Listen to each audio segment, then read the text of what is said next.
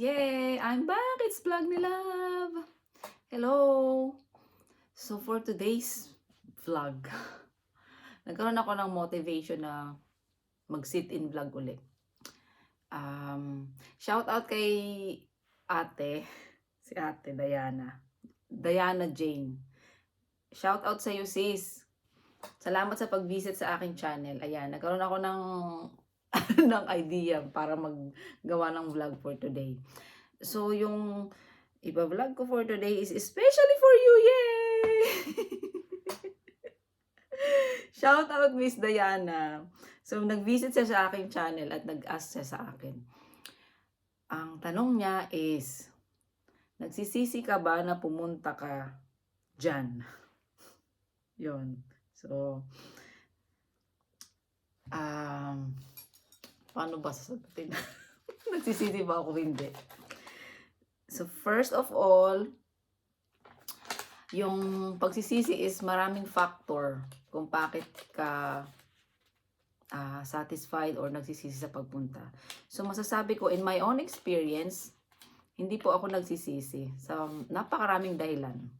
So, again, yung mga experience ko, yung mga isi-share ko, bakit hindi ako nagsisisi is personal experience ko po. So, marami po tayong mga kababayan dito, marami po akong mga classmates, mga kaibigan, mga kapwa ko Pilipino na same ng profession pagdating dito. Pero iba-iba po yung ating mga pinanggalingan. Iba-iba. Galing ng Middle East, galing ng Hong Kong, ng Pilipinas, at iba-iba po tayo ng situation before tayo pumunta dito sa Finland. So, personal experience lang to. Hindi ko pwede i-share yung situation ng iba. So, first of all, hindi po ako nagsisisi kung bakit ako pumunta. Ano yung mga reason kung bakit hindi ako nagsisisi na pumunta ako dito. Nag-work kasi ako sa Hong Kong as domestic helper for 8 years sa isang family lang. So, nag-work ako doon almost 16 hours per day. So, isa yun sa mga bagay na nagbago pagdating dito sa Finland kasi yung working hours ko is ang 7 to 8 hours lang per day. And then sa Hong Kong may isa ka lang day off per day. Dito meron kang 2 or 3 days day off per week.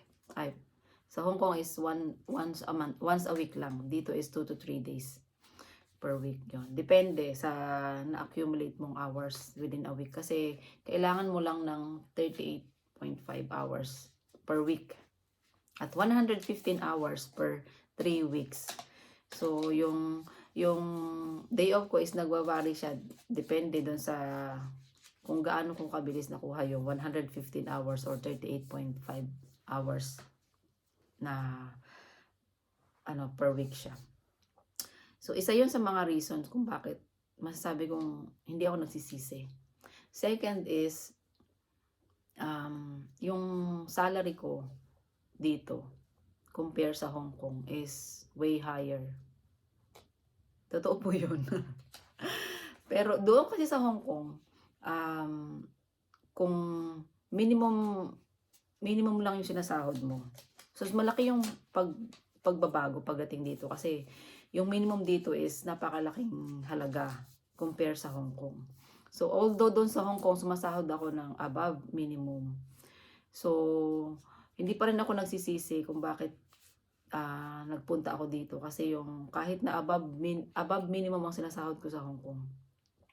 Dito kasi is, nakukuha ko pa rin yung amount na yun. At doble pa nga.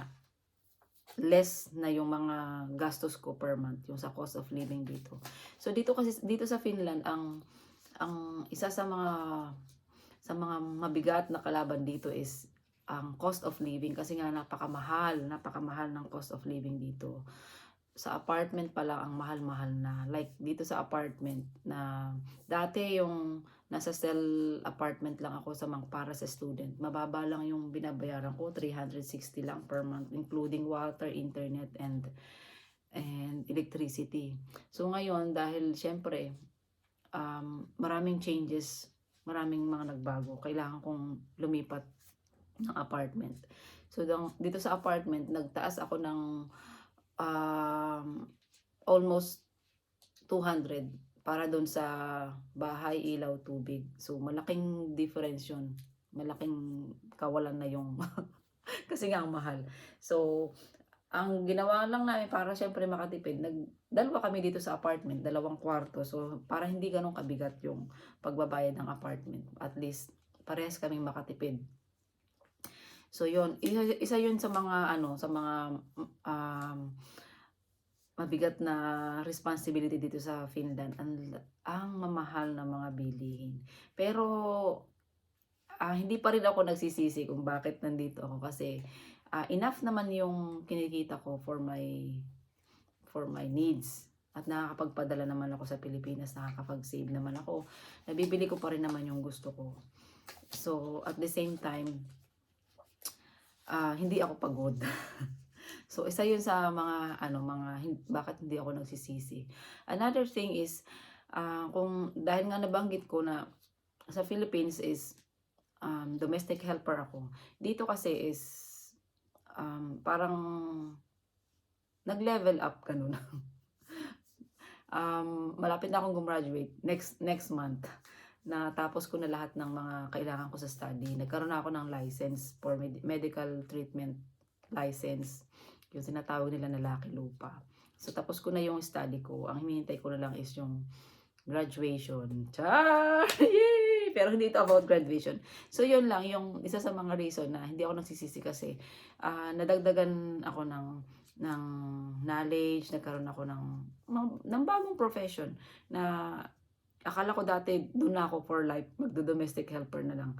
Pero dito sa Finland, nabigyan ako ng chance na magkaroon ako ng profession at pwedeng ituloy-tuloy ko pa rin ang pag-aaral. Kung anong gusto kong tapusin, kung anong gusto kong i-continue after ko ng pag-aaral ng practical nursing. Kung gusto ko bang mag-nurse sa hospital or any other profession na pwede kong pwede kong ituloy or if I am qualified na mag-aral dito, ganun. So, isa yun sa mga malaking pagbabago na naging dahilan kung bakit hindi ako nagsisisi na pumunta dito. So, kung in terms naman sa trabaho, kung tatanungin mo at kung nagsisisi ako doon sa trabaho ko, halimbawa sa workplace, doon sa mga katrabaho ko, ganyan. So, hindi rin ako nagsisisi doon sa workplace na napuntahan ko. Although, nung siguro mga first 2 months or 3 months, nakaramdam ako parang na-demotivate ako nung nalaman ko na isa sa mga complaint ng mga katrabaho ko is ako dahil nga hindi ako fluent mag-Finnish, wala akong alam sa Finnish language. Although nag-aral ka ng language before ka magpunta dito at nakapasa ka ng A2 level, hindi yun guarantee na pagdating mo dito is marunong ka na talaga mag-Finnish. No, pagdating mo sa workplace, as in para kang nag-back to zero na para kang walang alam sa Finnish language. Kapag in action ka na, nandun ka na sa reality na kailangan mo magsalita ng Finnish. So bakit na-demotivate ako nung time na yun kasi feeling ko at that time useless ako kasi doon sa workplace ko, iba kasi yung situation ng workplace ko sa workplace ng mga classmate ko. Kung sa workplace nila ang tawag dito, nag-a-assist lang sila ng mga residents. Yun lang yung trabaho nila, mag-assist lang talaga. Napakadali, di ba? Although mabigat man physically, hindi ka naman loaded mentally. Tapos parang madali lang sa kanila kasi mag-a-assist ka lang ng resident. Doon sa workplace namin it's totally different talaga kasi yung mga residents namin is mga active sila. Meron silang mga trabaho, meron silang school, everyday sila umaalis ng workplace. So during the time na wala yung mga residents namin, we have to do the administrative task, including answering emails, mga messages sa phone, kailangan mo sumagot ng phone, kailangan mo mag-contribute sa tawag dito, yung mga tea laminate, yung mga mag-order ng mga ganito, ganyan, ganyan. Marami siyang trabaho. Para siyang pang office work na hindi ko ini-expect na daratnan ko yun. Kasi ang ini-expect ko lang is mag-a-assist lang ako ng residents, aalagaan ko lang sila. So doon, yung napuntahan ko is talagang different. So na-demotivate ako nung nalaman ko na isa yun sa mga, syempre naging burden din sa kanila yun dahil hindi ako makakontribute. So yung instead na yung part ko, nagagawa ko, so sila yung umaako nung trabaho na yun.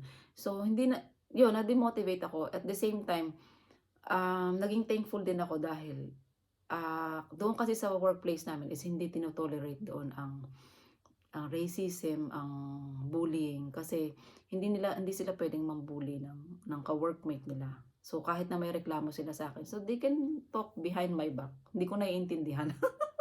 Bahala sila ganyan. Pero hindi nila pwedeng i-direct sa iyo na "Oh, hindi ka nakakaintindi ng Finnish, hindi ka wala kang silbi dito," ganun.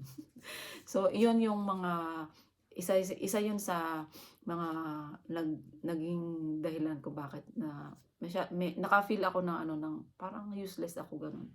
Pero nilakasan ko lang yung loob ko, talagang diretso lang ako sa pagtatrabaho at pinatunayan ko naman sa kanila na darating yung time na magiging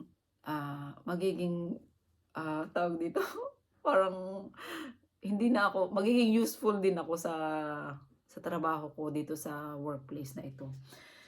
So yun, so kahit na nakaramdam ako ng gano'n, hindi pa rin ako nagsisisi kung bakit ako napunta doon sa workplace ko.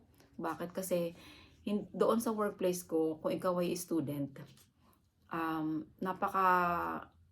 napakalaking bagay na doon ka mapunta sa workplace na yun. Kasi doon, hindi ka lang matututo na mag-aral ng Kieli, hindi ka lang matututo kung paano makisalamuha sa resident na kailangan mong alagaan. Hindi lang doon limit yung pwede mong matutunan kasi doon sa workplace ko, lahat ng mga trabaho na pwede mong matutunan na part ng iyong study, na part ng reintegration mo rin dito sa Finland kung gusto mong matuto talaga dito sa health sector, doon mo matututunan sa workplace namin lahat talaga.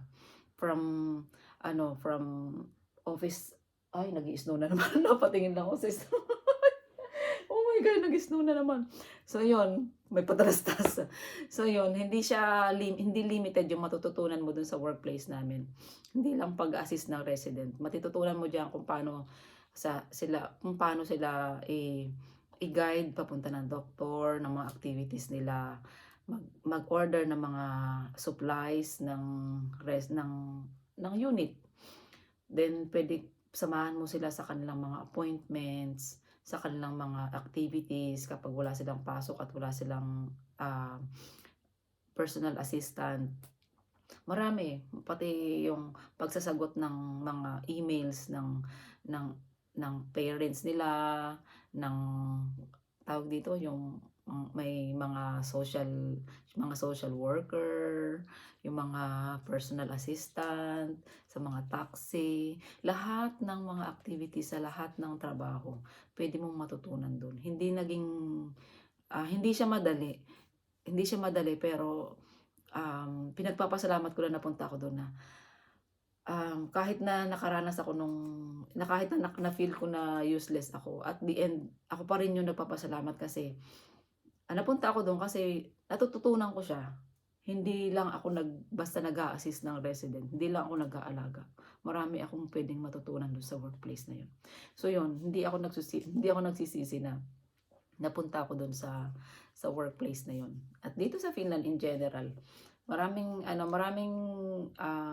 negative at positive na it's kung paano mo na lang siya i-handle, kung paano mo siya i-manage yung life mo here sa Finland.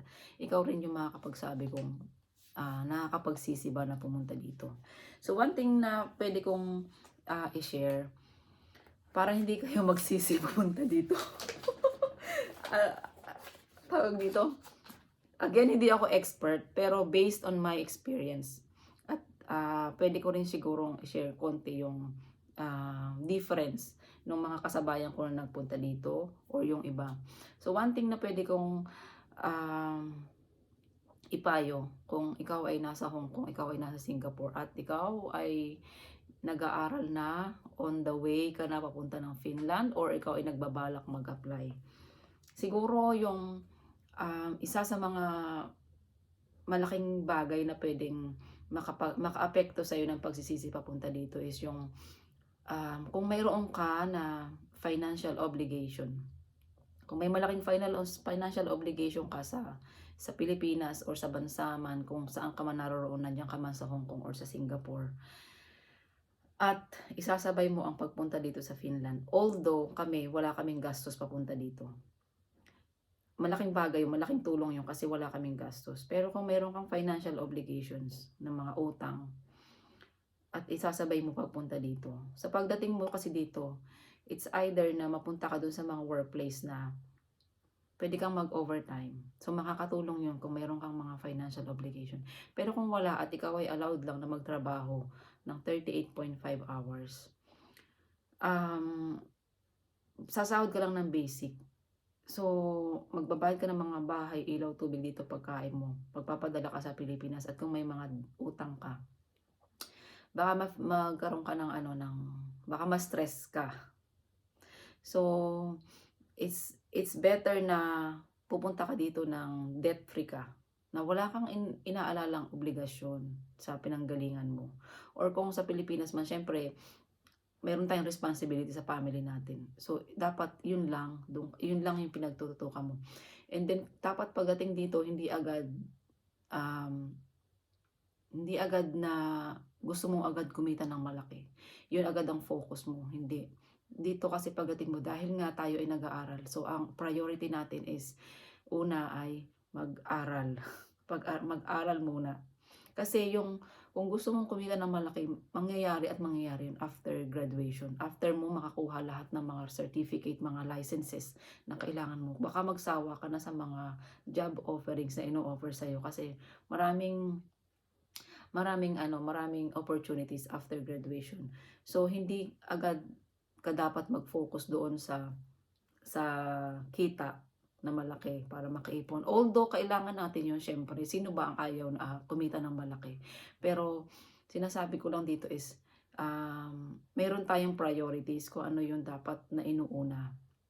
Sa pagdating dito, pwede mo mapagsabay yung kumita ka ng ayos, ng tama, ng sapat habang ikaw ay nag-aaral. Kung ikaw naman ay kumikita ka nga ng malaki at napapabayaan mo naman yung studies mo, nahuhuli ka dun sa mga requirements na hinihingi ng school at hindi ka nakakasabay dun sa mga kailangan mong gawin. Kasi yun nga, dahil nga pinagsasabay mo ang pag-aaral at pagtatrabaho dito. Pero kung mas marami kang time doon sa pagtatrabaho at kulang yung time mo sa pag-aaral, isa yun yung dapat mong pag-isipan. Dapat alam mo kung yung priority mo pagdating mo dito. Dapat alam mo kung paano mo i-manage yung oras mo. Kasi dito naman, pwede kang mag-overtime kasi ikaw yung magde-decide. Ikaw yung magde-decide, gusto mo bang mag-overtime? Meron kang choice kung gusto mo o hindi. So, kung priority mo na kumita ka kasi kailangan mo na maiintindihan yun. Naiintindihan ko naman yun, yung lahat tayo kailangan natin kumita ng sapat, ng malaki para mayroong maipon at mapunan yung mga pangangailangan natin. Pero sana hindi na parang nababaliwala yung study. Kasi yun yung top priority natin pagdating dito. Kailangan mong matutunan lahat. Kasi yung gaya ng sinabi ko, after mong mag-aral at makakuha ka ng mga licenses, certificate na yan, marami ka ng chance para makapagtrabaho. Gusto mong magtrabaho ka ng 16 hours per day, gusto mong hindi ka na magpahinga, nasa sayo pa rin yan. Pero yun lang yung masasabi ko na pagdating dito, so dapat alam natin yung priority natin. So kailangan alam natin i-manage yung time natin kung nabibigay ba natin yung kung nakaka-comply ba tayo dun sa pangangailangan natin sa studies at dun sa trabaho.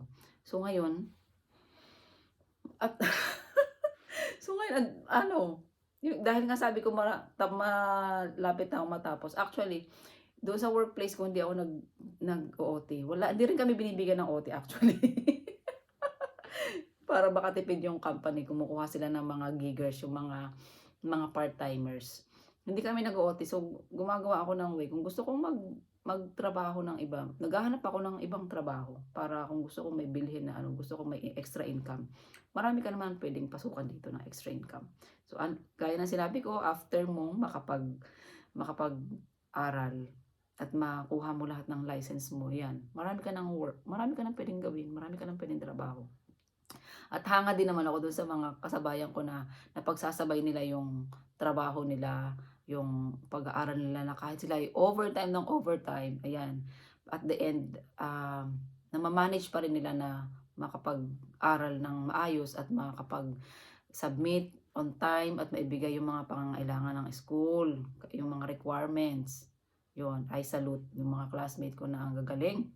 Gagaling nila kahit na overtime sila ng overtime, ayan, napagsabay nila yung may malaking kita sila at nakatapos din ng mga requirements nila sa school. Yun yung magagaling mag-manage. So, dapat isa yun sa alam mo sa sarili mo kung kakayanin mo bang mapagsabay yung pag-aaral at yung pagtatrabaho. Dapat alam mo yun bago ka pumunta dito. At dapat alam mo yung priority mo, yung obligation mo pagpunta dito. And another thing is, mayroon ako narinig na mga nagko-complain. Kasi ngayon, iba kasi yung situation ngayon. Unlike before na halos lahat ng pupunta dito is napupunta sa mga home care. Sa home care kasi mayroong shifting dyan. Mayroong morning shift tsaka yung evening shift. Meron pang night shift.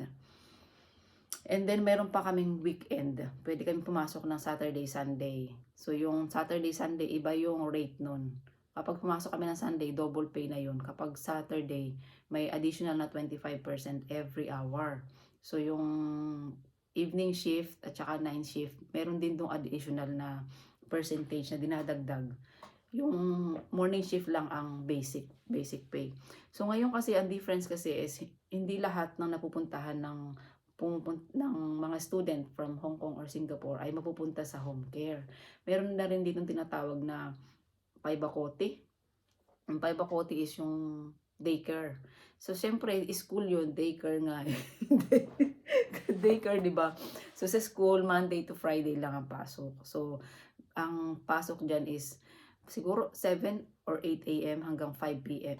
5 PM. So it means na kung diyan kayo mapunta, basic rate lang talaga ang mapupunta sa iyo. Tapos babawasan ka pa yung sahod mo ng tax, ng pension, ng mga social benefits, babawasan pa 'yan. So magkano lang yung matitira sa iyo. So yun yung isang mga difference kasi dati noon puro home care lang napupuntahan. Ngayon meron ng ganyan na daycare, and then parang mayroon nga ngayon na dinidevelop sila na cleaning services. Kung mapunta ka rin doon is usually parang Monday to Friday lang din ang trabaho doon. So isa 'yun sa mga factor na pag-isipan mo kung paano kung doon ka napunta sa workplace na 'yun. Kakayanin mo ba na mapagsabay yung pag-aaral mo at the same time kumikita ka at yung mga financial obligation mo sa family mo or kung meron kang obligasyon na mga binabayaran. So isa 'yun sa dapat mong i-consider na tanungin mo sarili mo, kaya ko ba makasurvive kung meron akong mga utang at ipagsasabay-sabayin ko siya pagdating ng Finland. So yun. So pero overall, siyempre, after all naman na matapos mo yung studies, so doon na mag-uumpisa yung marami ka ng opportunities. So give your time kung talagang desidido ka na pumunta dito. So one year or 1.5 years magpo-focus ka dun sa self-improvement mo pagdating dito. Kasi magre-reintegrate ka pagdating mo dito. Kailangan mong i-immerse yung sarili mo sa society, kailangan mong magsalita ng Finnish, kailangan mong matuto. And after that, dun sa time frame na ibinibigay sa'yo ng company, marami ka ng chance na makapagtrabaho at ma-fulfill mo yung goal mo na makapag-ipon ng marami, makapagbayad tayo ng mga utang, ayan. So, yun lang. Kung gusto mo kung gusto mong pumunta dito at para hindi ka magsisi, dapat alam mo sa sarili mo kung gusto mo ba talaga 'to, kung kaya mo ba talaga 'to, kung ano yung mga priorities mo. Dapat dapat meron kang anong tawag doon? Dapat inaaral mo yung sa sarili mo. Hindi lang basta sugod ka ng sugod, hindi lang basta um, tawag dito, decide ka ng decide na hindi mo inaaral ng mabuti kung ano yung magiging sitwasyon mo pagdating dito. At yung sa present situation mo, dapat alam mo. So, yun lang. So, hindi po ako nagsisisi kung bakit ako pumunta dito. So, kung meron